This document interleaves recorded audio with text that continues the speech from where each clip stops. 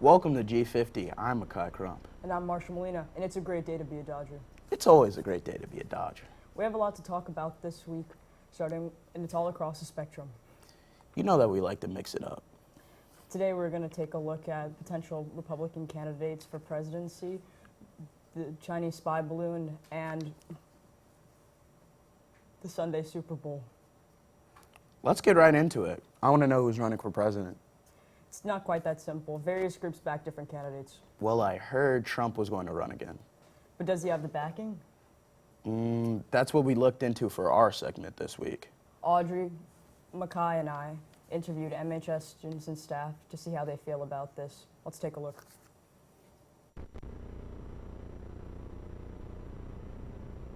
Welcome, ladies and gentlemen. I'm your host, Makai Crump, and we have big news today. Koch Network signals that it wants to help GOP move on from Trump. Donald Trump is losing numerous amount of endorsements, one coming from Koch, which is one of the largest private companies in the United States. Emily Cito, CEO of Americans for Prosperity, wrote a memo saying, "We are prepared to support a candidate in the Republican presidential primary who could lead our country forward and who can win." She also says the Republican Party is nominating bad candidates who are advocating for things that go against American core values. Let's see what people have to think about this. All right, so I'm here today with Mr. Burnich. Alrighty. In your opinion, what events in Trump's political career may have caused Koch and other companies to depart from backing him in the primaries? You know, that could potentially be a very long list, but I feel like ultimately the events of January 6th probably convinced the older, more conservative Republicans that remember the, old days type of people, people my age and older, I suppose, probably convinced that that President Trump was probably not worth backing for a second run.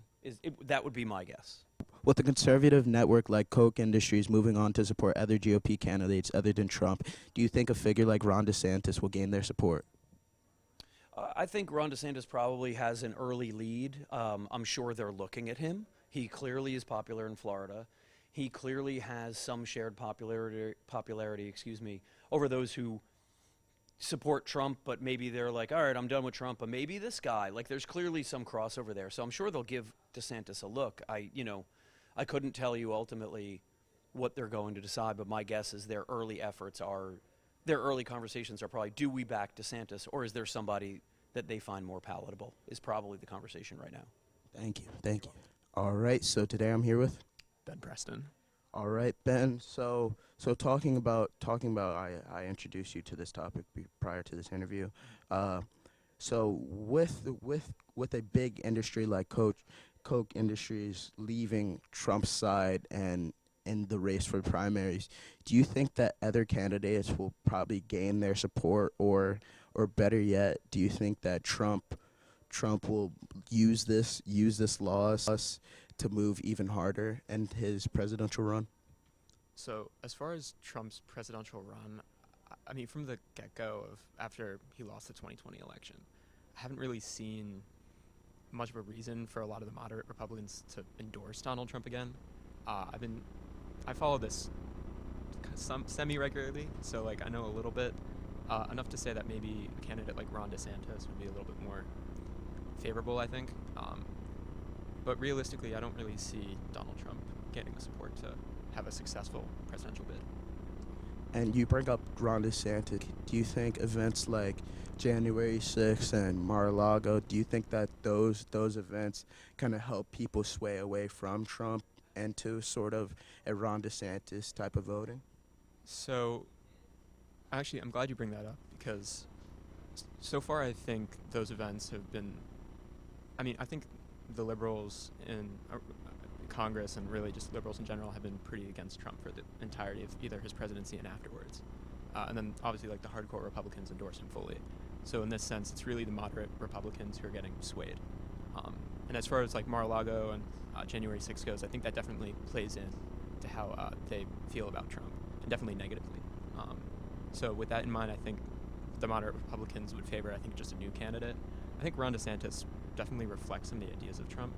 So in that sense, maybe they could back, like, I think the hardcore Republicans would still back him, like, especially, he's pretty hard on, like, abortion, like, education stuff.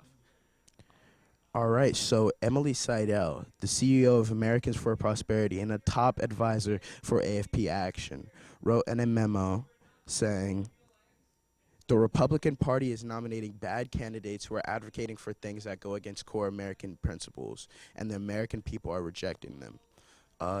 Do you think that this statement really pertains to only the Republican Party or in a whole, just like candidates? I think that's a very good question. As far as both parties go, I think there's definitely some examples of both in each party.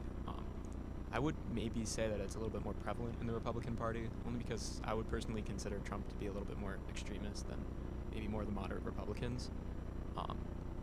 In that sense, I think, electing candidates like Ron DeSantis to represent the Republican Party isn't very reflective of really the average Republican.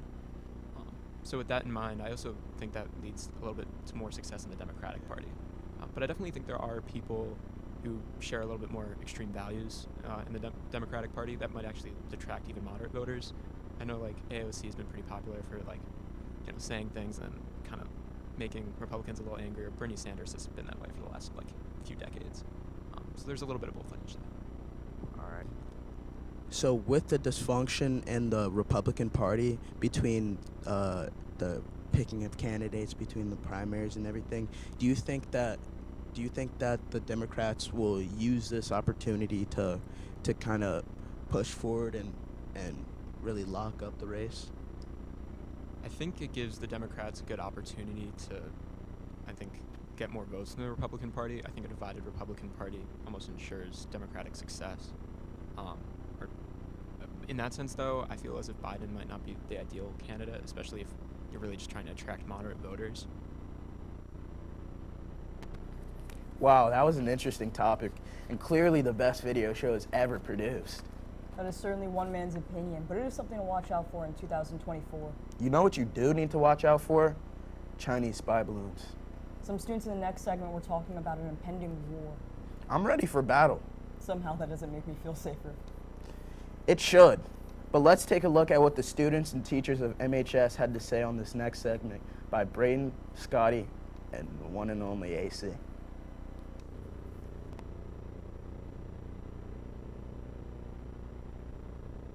I'm here with Mr. Sakala. Mr. Scala. Have you heard about the spy balloon? I have heard about the spy balloon. Do you think they should have shot it down earlier?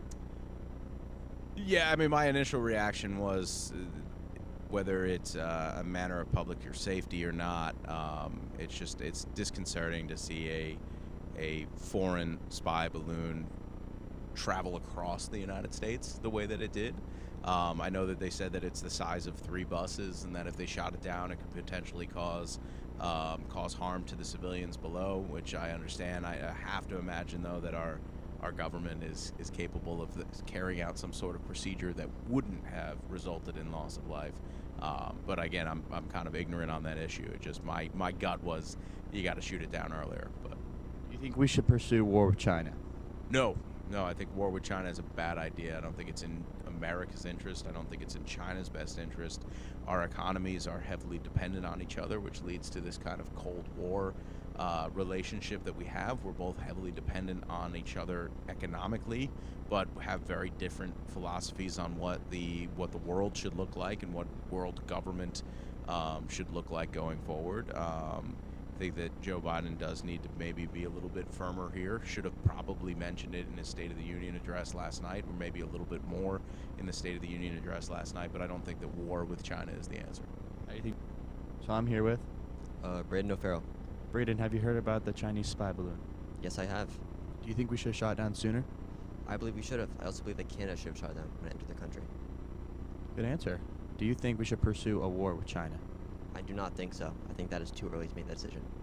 Thank you. I got the big man, the heavyweight champ himself, Ian Otavio. also known as Tico. Have you heard about the Chinese spy balloon? I have indeed. What do you think about it? Well, I think it was pretty interesting topic that they did that. I don't know why they exactly did that, but it was pretty cool to just see China use a spy balloon to get like information on us. Do you think we should have shot it down sooner? Well, that comes down to if the government thought it was more of a threat than it really was. Do you think we should pursue a war with China in the near future? I don't think so. If they do more spy balloon stuff, then maybe. If How they about continue to make trades with that? yeah, make trades, yeah, that's fine. All right, thank you. Thank you. Do you think we should have shot it down sooner? I think we did a good job responding to the threat. I mean, weather balloon, spy balloon, like, it's still like we never know for sure, and I think we did a good job shooting it down at the right time. Do you think we should pursue a war with China in the near future? I mean, the Chinese know that we would win, but I think the losses would be too great for us to pursue a war or anything like that. I don't think it's the right thing to do to try and pursue a war. Do you think we should continue to trade and use their products, or should we just all make our own? The U.S. depends greatly on China for a lot of resources, so I think that cutting off trade relations with them wouldn't be smart. Smart answer, thank you. Thank you. I'm scared that scared that people are listening to me. doesn't matter. I take down that balloon if it comes near me. Don't worry about it. Don't worry about it. I'm also worried for the Chiefs. The Eagles are too much to handle. Absolutely not. All you Eagles fans are in absolute denial. Absolutely. Let's hear some other people's opinions. Danny, Tyler, and Ronan interviewed students and staff to get their take on Sunday's Super Bowl. Danny? In this edition of Broadcast Journalism, today we're going to ask people who they think is going to win the Super Bowl between the Eagles and the Chiefs. I think the Chiefs are going to win. I mean, the Eagles are just a bad franchise. Only one Super Bowl win in how many years? Come on, a man like Patrick Mahomes, you're not taking him down with that star-studded defense. That star-studded defense is nothing compared to Patrick Mahomes. Come on. Look at the way the Chiefs have been playing. They've been playing for their captain, for their leader. The Eagles are just a good team. But the Chiefs have the heart, and they're gonna take it on Sunday. Promise. So I'm here with George Zatlos, who's a football player, and he knows a lot about football. So who do you think is going to win the Super Bowl this Sunday? I'm hoping to see the Kansas City Chiefs win. I'm a Commanders fan myself, so I can't be rooting for the Eagles. I also think Patrick Mahomes is a good quarterback, and he's still pretty young, so I'd like to see him prosper. So I'm here with Audrey. Who do you think is going to win the Super Bowl this Sunday? Definitely the Eagles. I lived in Philadelphia for a long time, and I am a loyalist of the team, and they're 100% going to win. So I'm here with Nathan. So how often do you watch football? The Super Bowl up to the halftime show. So in this week's Super Bowl, this year's actually, it's the Eagles and the Chiefs. Who do you think is going to win? One of my best friends was on the Chiefs for GFL in 6th grade, so I think the Chiefs have a chance because they won the Super Bowl for the GFL. But also, I know Will Smith had a great time in Philadelphia for like Fresh Prince, so like I'm kind of torn. So I'm here with Ben Preston. Who do you think is going to win the Super Bowl this Sunday? So I really don't watch football that often, but Lil Uzi Vert is from Philadelphia, so go Eagles. So I'm here with Tyler, who is a big sports fan. So who do you think will win the Super Bowl this Sunday? I think logistically it's probably the Chiefs. I think they're a better team, better offense, better quarterback. But I'm going to say the Eagles actually because Jalen Hurts started him every single week besides the 2 weeks he was hurt at the end for fantasy. Put up 20 plus every single week, so got to pay my respects to the Eagles and Jalen Hurts. How about you, Danny? I think the Chiefs are going to win just because they have the experience, and I also just hate the Eagles. So You're a Giants fan? Yeah. Okay. Yeah, that's my prediction. So I'm here with Mr. Cove and Mr. Victoria. Who do you think is going to win the Super Bowl this Sunday? Eagles. Why is that? I think they're a better football team. I think they are prepared, and I think it's kind of been, the season's been written. I feel like they're kind of ready to win this one. I'm going to go with the Chiefs because the Eagles have to play in the NFC East, which is just an overrated trash division. So I'm here here with Jenna, who's an Eagles fan. So who do you think's gonna win the Super Bowl this Sunday? Well, I am an Eagles fan, so I'm really hoping the Eagles will come out with another Super Bowl win. I've been an Eagles fan all my life, so I would really like them to come out with another Super Bowl championship.